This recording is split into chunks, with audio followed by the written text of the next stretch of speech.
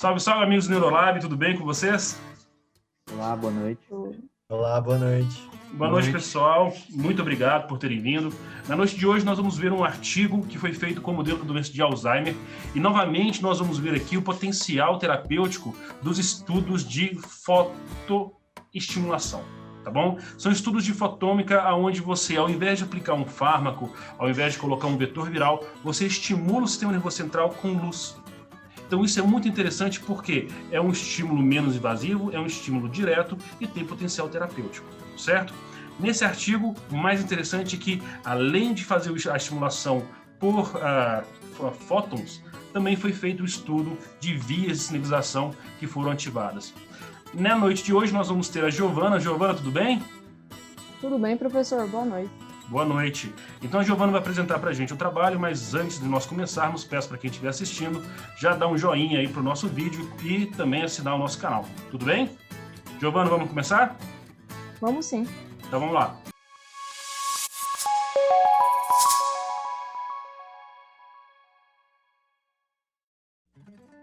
Boa noite, pessoal. Meu nome é Giovana Maciel. Eu sou acadêmica de medicina do 6º período do Centro Universitário de Mineiros, Unifimes.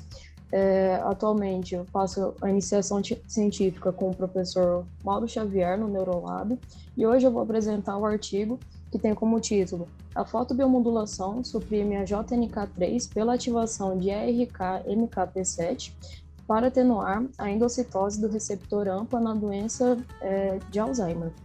Esse artigo foi publicado na revista Aging Cell.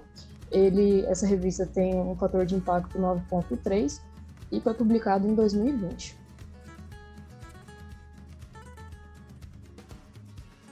Então, inicialmente, a doença de Alzheimer, ela é uma doença neurodegenerativa que vai acometer, ela vai reduzir, desculpa, professor, ela vai atrofiar os giros do cérebro e vai aumentar os sulcos, que são os espaços intercerebrais, e os ventrículos que estão preenchidos com o líquor. Além disso, uma das principais características que vai apresentar a sintomatologia da doença de Alzheimer, que é a redução da memória progressivamente, vai ser uma atrofia acentuada no hipocampo. No entanto, só vai ser visto essa redução mesmo nas tomografias com a doença mais avançada, ou seja, a doença de Alzheimer ela é uma doença com diagnóstico clínico para ser tratada o quanto antes, mas ainda assim ela não tem um tratamento que vai realmente inibir a doença. Ela vai deixar uma progressão mais lenta. Então, como a fisiopatologia da doença, a gente tem que entender primeiramente como que ocorre normal. Tem 3 locais de clivagem da proteína precursora amiloide e quando ela gera um fragmento solúvel que vai ser clivada na alfa-secretase e na gama-secretase, não vai gerar a doença. Porém, quando ela ocorre na parte beta, vai gerar um monômero que não é solúvel e aí vai causar o dano neuronal e os emaranhados e placas neuronais. E isso vai causar esse dobramento normal dos peptídeos de beta-amiloide, vai causar agregação dentro dos neurônios e apoptose neuronal, e assim vai causar o dano neuronal. E a JNK, ela vai estar presente nesse dano. Ela é uma quinase, e essa ativação da JNK, ela vai induzir a fosforilização da proteína precursora de amiloide. Ela vai promover a clivagem proteolítica amiloidogênica e a produção de fragmentos tóxicos da beta-amiloide no parênquima cerebral. A JNK, ela também vai contribuir para a hiperfosforização digital e, consequentemente, para a formação de emaranhados neurofibrilhosos, que vai ser vista na doença de Alzheimer. E além desse dano no parênquima neuronal, ela também vai causar uma alteração da sinapse. Ela vai reduzir o PSD95, que é uma proteína de densidade pós-sináptica, que vai levar à localização incorreta ou redução dos receptores AMPA e NMDA, consequentemente comprometendo a função sináptica e atrofia dendrítica. E, tendo dito isso, a gente tem a fotobiomodulação, que é um tratamento, digamos, recente. Ele vai ter como base a alteração do espectro visível de luz, e assim ele vai ser regulado de acordo com a molécula que quer atingir e com o que você quer ter. A fotobiomodulação ela já é utilizada no tratamento de doenças e está sendo estudada para o diagnóstico de doenças também. Por exemplo, para o câncer de pele não melanoma.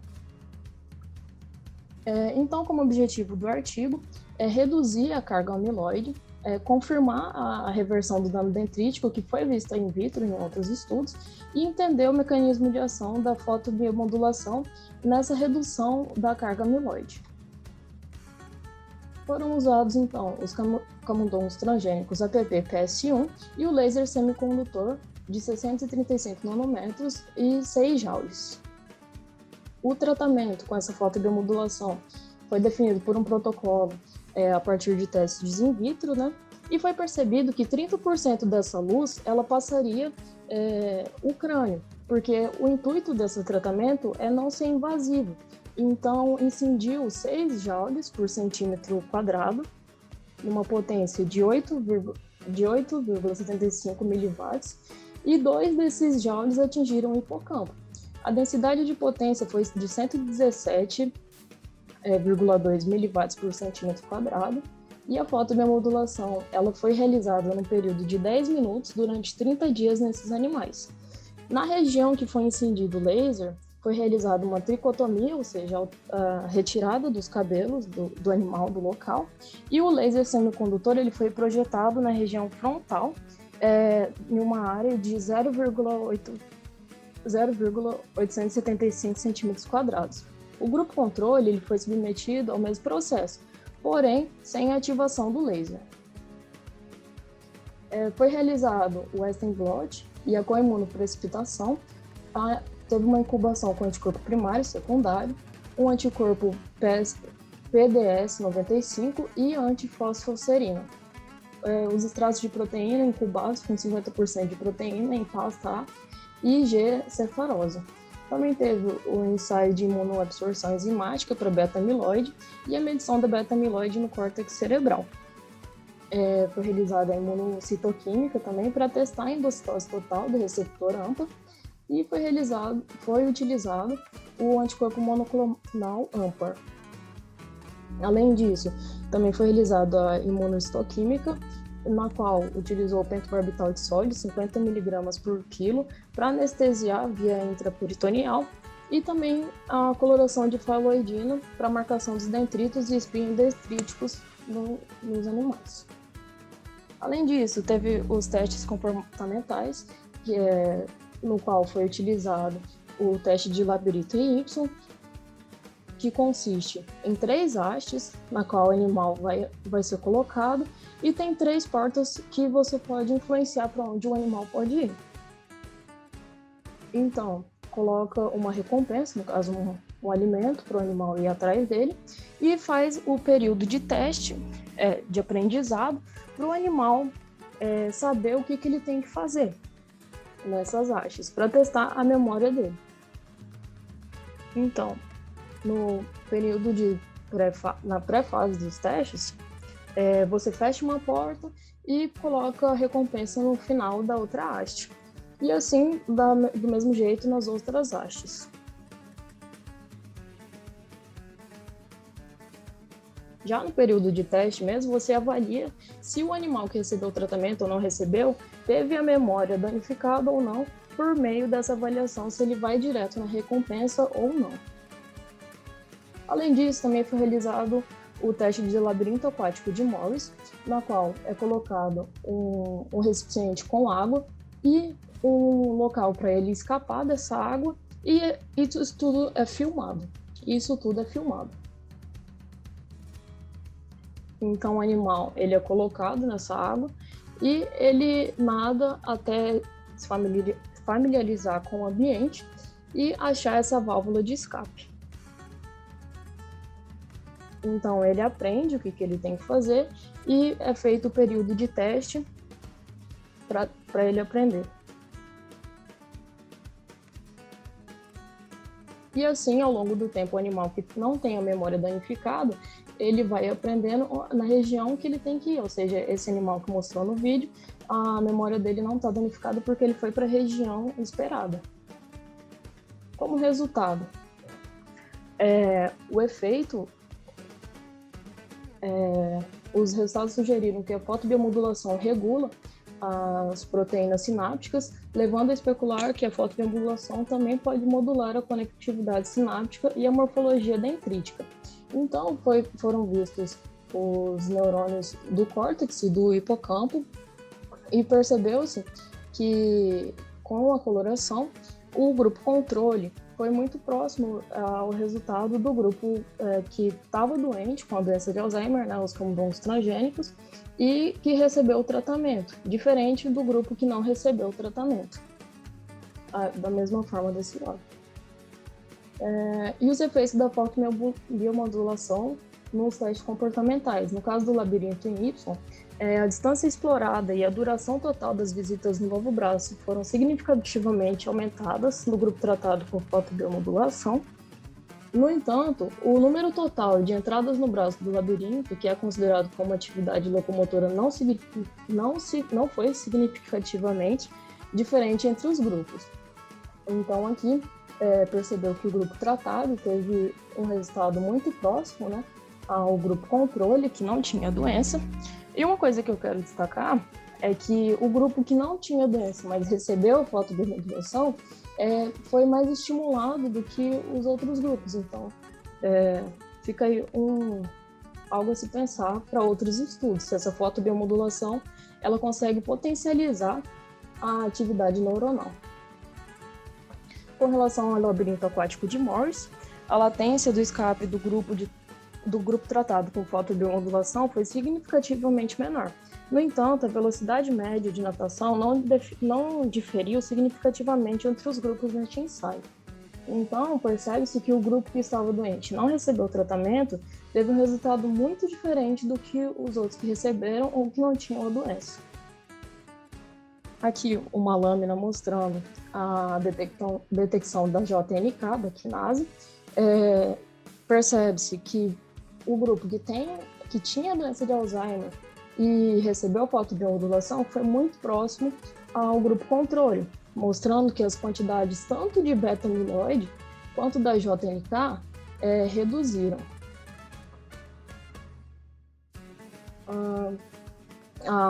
Percebeu-se que a RK ela era dependente nesse processo, porque foi adicionado o PD98059, um inibidor seletivo da RK. Esse inibidor, quando foi adicionado, percebeu-se que a fotobiomodulação ela não teve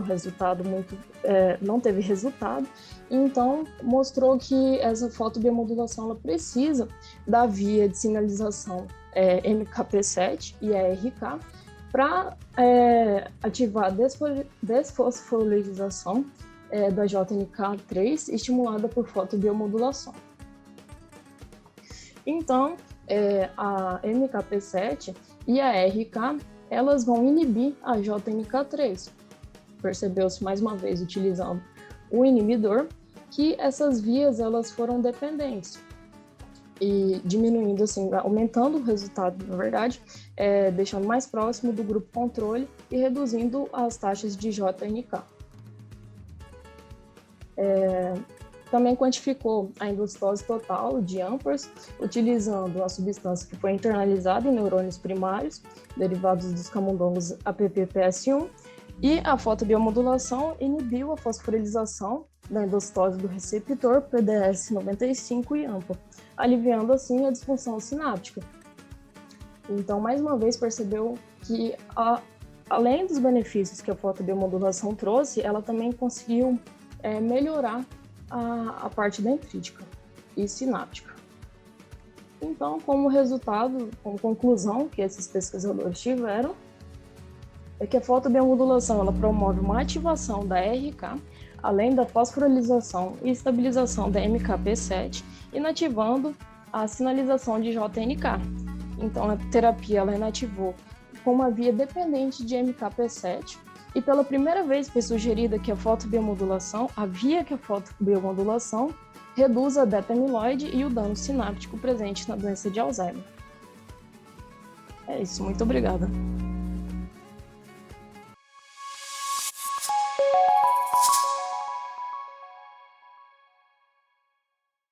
Giovana, muito obrigado pela apresentação. Um artigo bem interessante.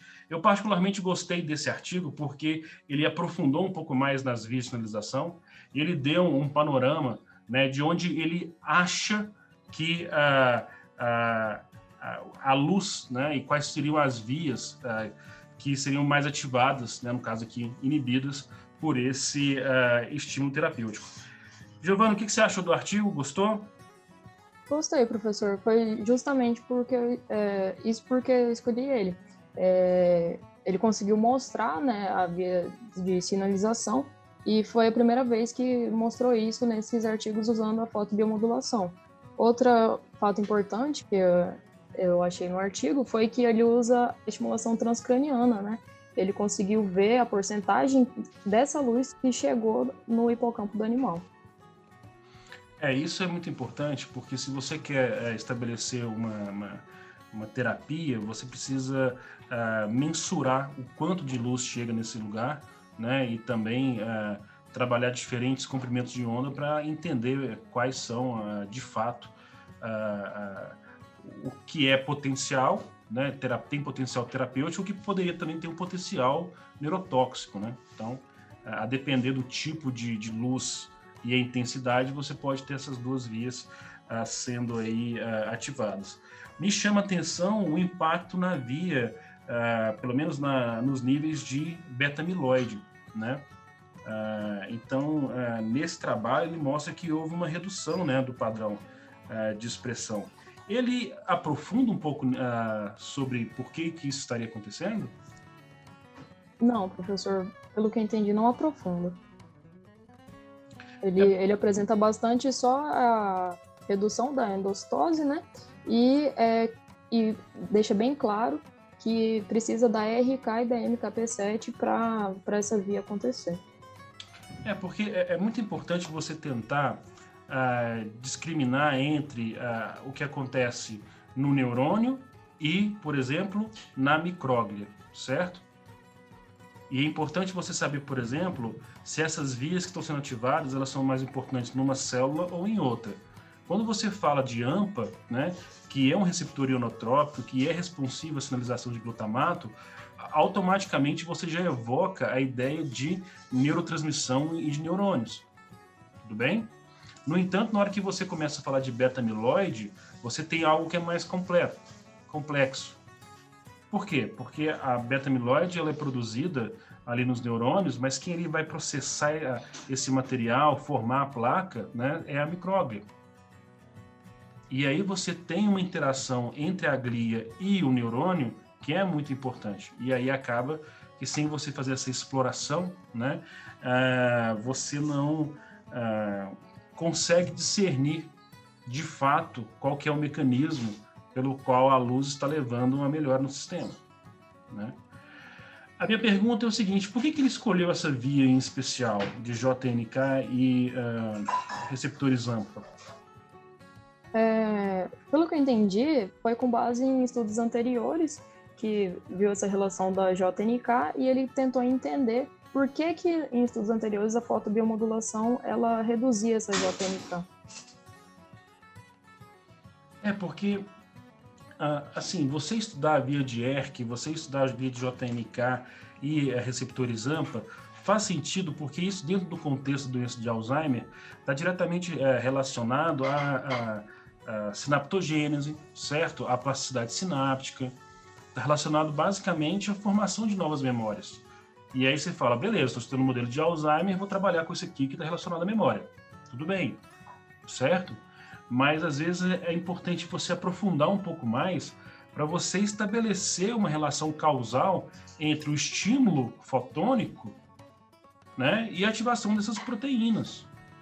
Porque senão fica assim, beleza, eu sei que tem uma via de apoptose aqui que é importante, vamos testar também.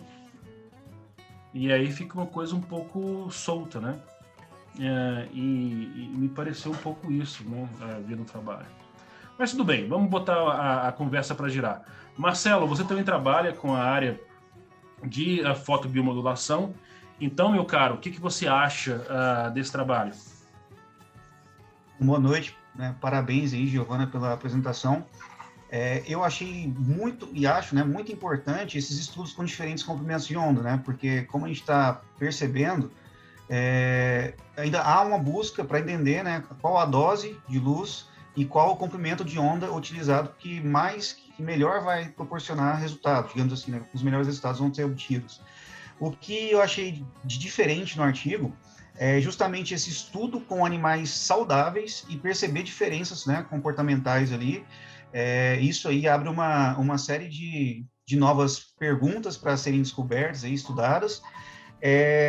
Me fiz também a questão achei a dose de luz bem baixa em relação a outros artigos, outros trabalhos, né? Na semana retrasada, perdão, nós falamos sobre uma dose de luz de 39 joules por centímetros quadrados, e isso houve lesão no tecido biológico, né, no cérebro, e naquele comprimento de onda, óbvio, né, que era acima já no infravermelho, na região de infravermelho. E, no mais, acho muito importante os estudos, né, novamente, dos biomarcadores, porque o artigo ele traz justamente esse efeito não curativo, né, mas é um efeito que diminui, digamos assim, né, as consequências, né, ou retarda essa evolução da doença. E aí ele cita mesmo também no trabalho, né, que isso são evidências pré-clínicas, né, e eu só questiono uma coisa. Esse comprimento de onda, a gente sabe que está proporcionalmente relacionado ao poder de penetração. No animal, sim, né? Essa luz chegou ali na parte hipocampal, ele conseguiu demonstrar isso. Mas, se a gente for passar para um estudo já clínico, devido justamente a esse aumento de área e de espaço, é bem provável que essa luz não chegue nas regiões onde se tem como alvo. Então, talvez esse comprimento de onda tenha que ser aumentado. Mas é bem interessante, é um artigo bem complexo também, para mim, mas eu acho que vem para enriquecer bastante. Uma coisa que eu gosto de ressaltar, e é bom a gente também colocar isso, o cérebro, ele é um tecido opaco, certo? Ele é um tecido que não vai permitir a passagem de luz de maneira muito fácil, tudo bem? O que acontece é que, a depender da quantidade de luz que se coloca, né, e do comprimento de onda dessa luz, ela vai conseguir penetrar esse tecido, tudo bem? Quanto menor o comprimento de onda, mais energia você vai colocar ali, maior a tendência daquela luz, né, daquela onda eletromagnética ultrapassar essas barreiras, né? Tudo bem? Então, é de se esperar que, por exemplo, um raio X, um raio gama, né, isso passe direto ali, a não ser que, né, acerte diretamente o núcleo do átomo, então ele vai ultrapassar. Já uma luz visível não vai passar, não vai conseguir ultrapassar essas barreiras, né? A não ser que você faça também um procedimento que a gente chama de Clarity, né? Que é um procedimento onde você retira toda a gordura do cérebro, deixa só as proteínas, né? E aí o cérebro fica completamente transparente. Isso é possível de fazer, né? Não com o animal vivo, mas, né, com o tecido. Então, o que acontece é que, na hora que você vai estabelecer a quantidade de luz que vai ser colocada, você tem que levar em consideração essas duas questões. Tanto a intensidade do sinal, que a gente pode chamar de dose, como também o comprimento de onda. Porque quanto menor for o comprimento de onda, mais penetrante vai ser esse raio de luz, certo? E aí, a gente também tem que entender que nós vamos ter diferentes tipos de macromoléculas no tecido. Vão ter lipídios, proteínas, carboidratos, certo? E cada uma dessas moléculas pode ser responsiva, ela pode absorver um comprimento de luz especial. Então é por isso que na hora que a gente fala que assim, mas e se eu usar um comprimento de onda X? Se eu pegar o comprimento de onda X, eu posso ativar uma via A. Se eu usar o comprimento de onda Y, ele vai ser absorvido por outras moléculas e vai ativar a via Z, por exemplo. Então é por isso que é complexo, certo? Porque você tem que saber se o sinal vai chegar lá, e você tem que saber também quais são as vias que vão ser ativadas. né? Mas, aparentemente, né, a estimulação feita aqui com os modelos de animais transgênicos funcionou bem, né? Pelo menos você teve uma resposta comportamental, né, que foi mensurada, né? Gustavo. Professor, achei bastante interessante realmente o trabalho. Ele, se comparado a outros trabalhos nessa mesma linha, ele realmente é mais completo, ele busca relacionar mais o impacto da via, né, a importância da via com o fenômeno que ele observa. Achei, para uma revista com impacto 10, né, se eu não me engano, ou 9, ele não fez técnicas tão sofisticadas, mas conseguiu resultados bastante interessantes para essa publicação. E o que me chamou a atenção foi essa coloração de faloidina, se eu não me engano, para avaliar o impacto nos dendritos e nas espinhas dendríticas, né? É uma marcação de fluorescência que eu não tinha ouvido falar até então. É interessante, né? Porque nos dá essa resposta também, mas eu acho que se comparar com a coloração de Golgi, por exemplo, que é uma coloração mais barata, talvez, e que eu acho que para mim me daria uma visão mais clara desse impacto nas espinhas dendríticas, né? Porque a gente pode fazer a contagem e avaliar a morfologia dessas espinhas, mas é interessante, assim, de qualquer forma é interessante. Eu acho que é algo que a gente pode fazer no nosso laboratório também, avaliar esse impacto nas espinhas dendríticas, já que a gente tem a técnica de Golgi para avaliar, né? Sim, a vantagem desse modelo, que na utilização do modelo transgênico, né, é que você já tem algo que é intrínseco ao animal, que vai levar à perda dessas espinhas dendríticas, que vai levar à perda desses neurônios, né? Então, assim, também facilita um pouco em relação, por exemplo, ao modelo com streptozotocina, ao modelo com beta-amiloide, que você acaba tendo que colocar uma neurotoxina ali, né? E em um caso você causa um colapso energético e aí você tem uma morte mais difusa, né, e generalizada. No outro caso você tem um estímulo que ele que gera degeneração, mas não necessariamente induz morte. Então também fica o impacto nas espinhas dendríticas também fica difícil de avaliar. Mas esses marcadores são interessantes, né, histológicos, né, porque você pode aproveitar o mesmo tipo de processamento, porque a técnica de Golgi exige um processamento especial e que é demorado, né? E já essas análises histológicas permitem, por exemplo, vou fazer o Golgi, vou fazer a análise de espinhos dendríticos, vou fazer o Florojade para analisar a morte, vou fazer a tioflavina para analisar a placa, tudo com o mesmo tecido e o mesmo tipo de processamento, né? Então isso também faz com que você tenha aí um ganho de eficiência na análise, né? Lembrando que cada uma dessas análises tem uma resolução diferente. A de Golgi eu ainda acho que é a que tem, assim, que é a técnica de impregnação, né?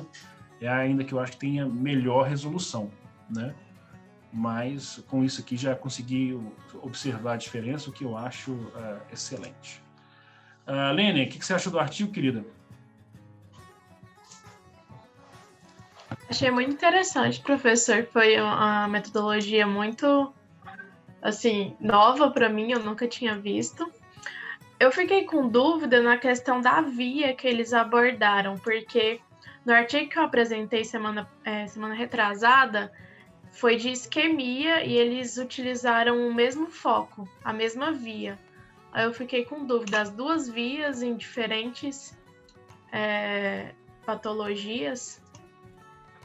Qual que é a relação? Porque o que você tem quando você trabalha com neurotransmissão glutamatérgica, o que você observa é que após a ocitose, a liberação do glutamato, ele acaba ativando inicialmente o receptor AMPA, certo? E a ativação do receptor AMPA leva a um potencial de ação que já vai ser percebido pelos canais de sódio e voltagem dependentes, mas também pelos canais, os receptores ionotrópicos, que são os receptores de NMDA, tá certo? Isso desloca o íon de magnésio do receptor de NMDA e permite que ele seja agora ativado pelo glutamato, a glicina, no caso, né, dos NR2B, e da serina, no caso do NR2A. Então, basicamente, você abriu o receptor de NMDA, tudo bem? Abriu o receptor de NMDA, entrou cálcio, o que acontece? Se entrar muito cálcio, você acaba ativando uma via que é de cálcio camudolina, e isso faz com que haja fosforilação de uma série de proteínas, tá bom? Que são dependentes de sinalização de cálcio. E aí, consequentemente, você vai levar a um aumento do padrão de expressão de receptores AMPA, tá bom? Porque eles vão estar lá esperando para serem utilizados, e aí na hora que entra essa quantidade forte de cálcio, aumenta a quantidade de receptor AMPA. Esse aumento de receptor AMPA ali é o que a gente chama de plasticidade sináptica. Por quê? Porque agora, depois de um estímulo forte de glutamato, você fez todo esse caminho e agora tem mais receptores AMPA. Isso quer dizer que agora esse sistema está excitado. Tudo bem? A esse processo de excitação que acontece ao longo do tempo, a gente chama de potenciação de longo prazo. Certo? Isso aqui é a potenciação de longa duração. Tá bom? E é isso aí que vai fazer com que haja mais entrada de cálcio, mais ativação do seu neurônio, fazendo com que ele produza proteínas e construa novas sinapses. Aí você forma uma série de novos botões sinápticos que vão formar novas memórias. A questão é que se você estimular essa mesma via com um estímulo de baixa frequência, que é o que acontece, por exemplo, na doença de Alzheimer, o que você vai observar? Vai entrar menos cálcio. Você vai ativar uma via de cálcio, que é de cálcio-calcinerina, que vai fazer com que haja uma redução do padrão de expressão de receptores AMPA. Então, com menos receptor AMPA, a sua célula fica menos excitável. E aí você vai ter uma depressão de longa duração. Certo? Então, com menos cálcio, menos função neuronal, os neurônios que já estavam ali com aqueles brotamentos começam a perder parte desses botões sinápticos, dessas espinhas dendríticas, certo? E aí você observa uma perda da memória. Se isso acontece de maneira muito contundente, acaba que a gente pode chamar isso de degeneração. Tudo bem? Então isso acontece na doença de Alzheimer. O que acontece é que é a mesma via. Se você estimular demais o AMPA durante o processo de isquemia, você pode estimular demais o receptor de NMDA e causar a morte do seu neurônio por excitotoxicidade. Agora, se você tirar receptor AMPA por vias diretas ou indiretas, você também vai matar o neurônio, porque ele vai ficar sem estímulos.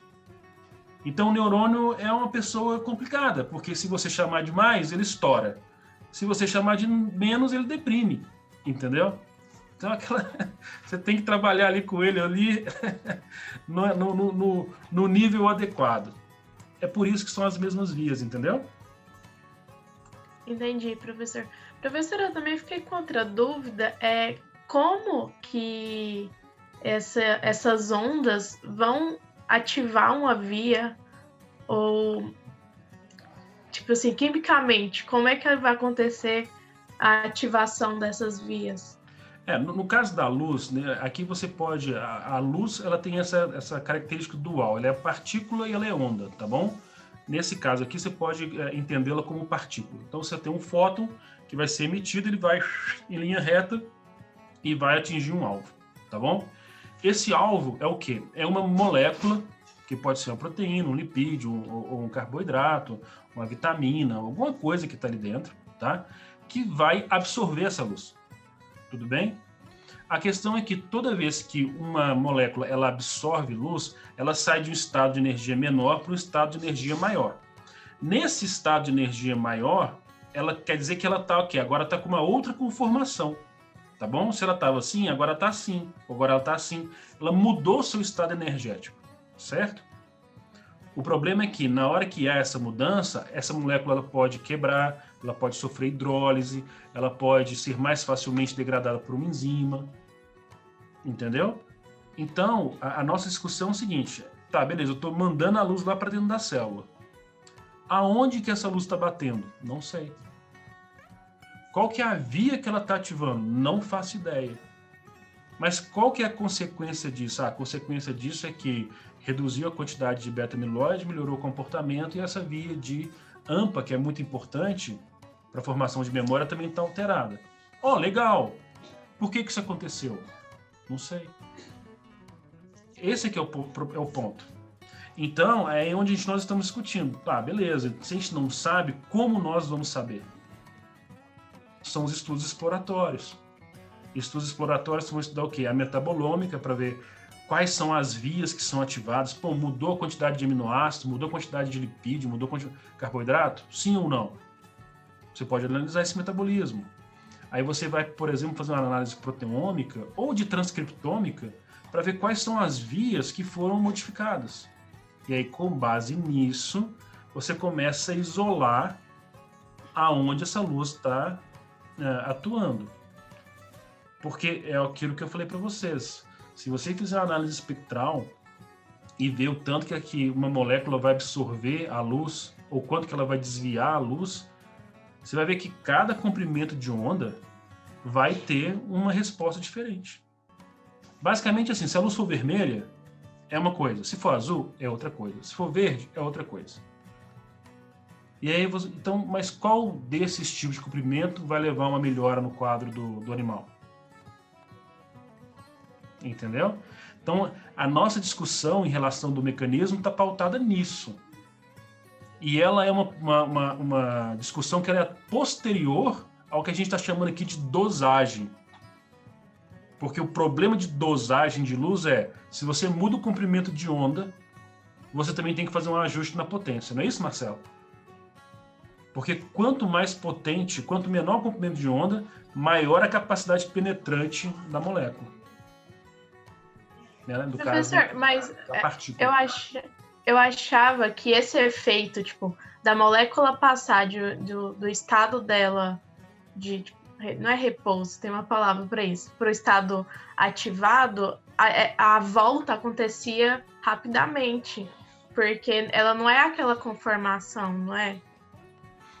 Sim, a questão é o seguinte, você vai ter, quando você vai fazer, por exemplo, qualquer estudo de modelagem molecular, o que você estuda é quais são os diferentes estados que uma proteína ela pode estar dentro da célula, né? E aí você vai escolher aquele estado onde você tem um equilíbrio energético mais favorável, e você vai pegar a molécula que você está trabalhando e fazer a mesma coisa, ver quais são as conformações que ela pode estar dentro desse sistema, tudo bem?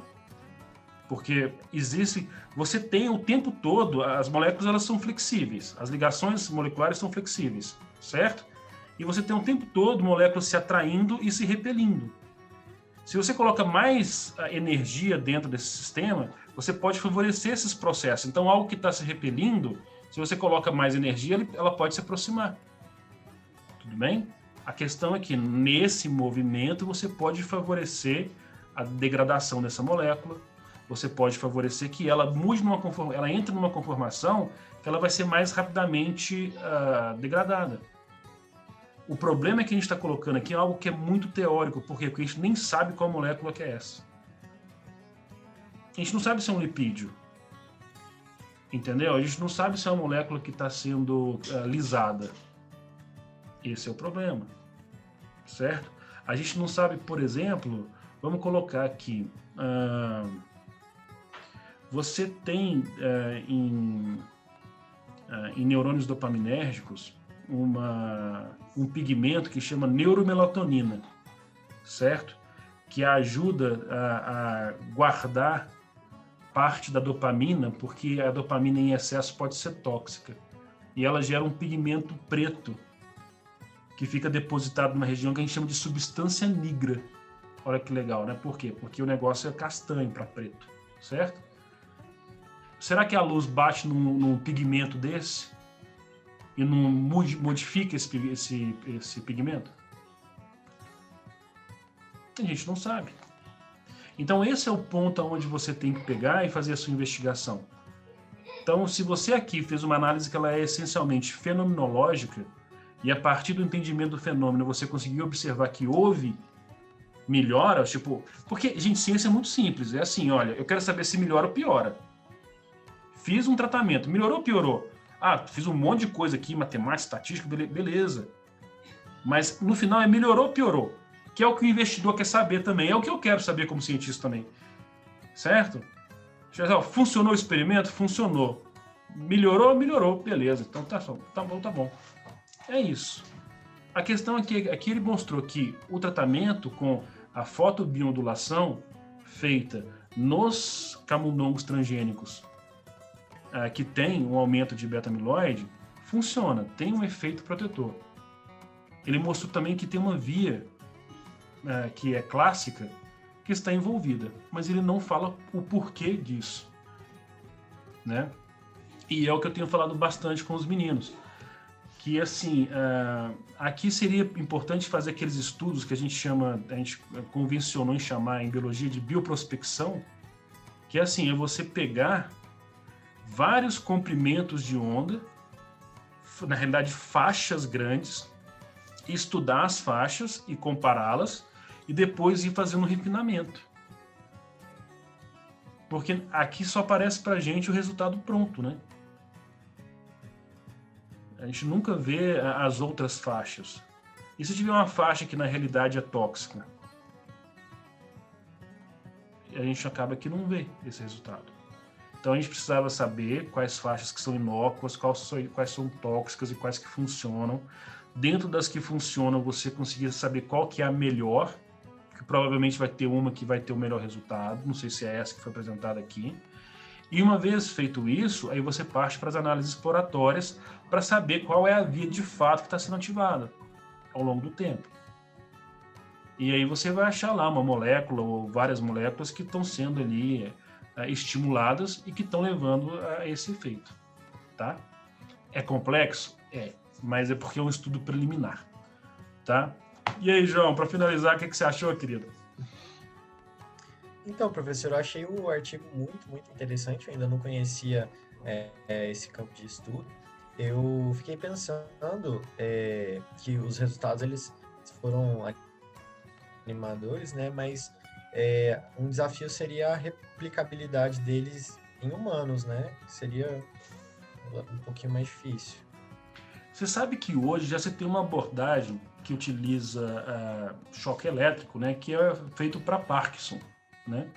Então são implantados eletrodos no cérebro dos pacientes e a partir desses eletrodos você estimula o cérebro do paciente e você tem uma redução, né, dos problemas motores que alguns pacientes apresentam.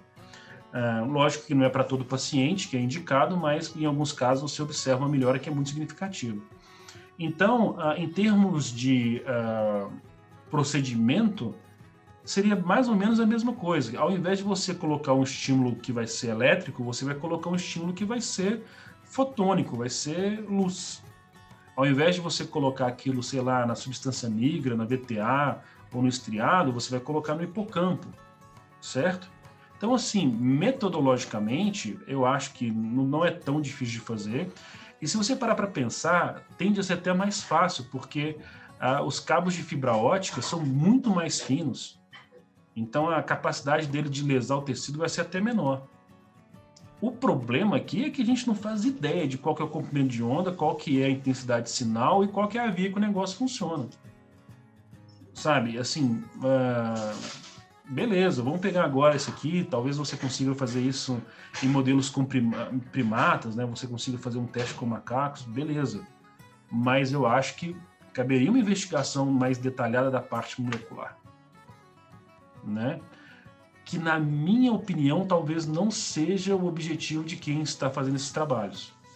Porque talvez o pessoal da física e da medicina, que estejam talvez trabalhando juntos aqui, eles não estejam tão preocupados em como funciona, mas talvez eles estejam mais preocupados em fazer funcionar. E aí depois eles falam, vocês aí da bioquímica que expliquem. Deixa a gente fazer nossa patente e ganhar dinheiro. Tudo bem? Pessoal, então vamos ficando por aqui. Muito obrigado pela discussão. A gente volta então de novo semana que vem. Tudo bem?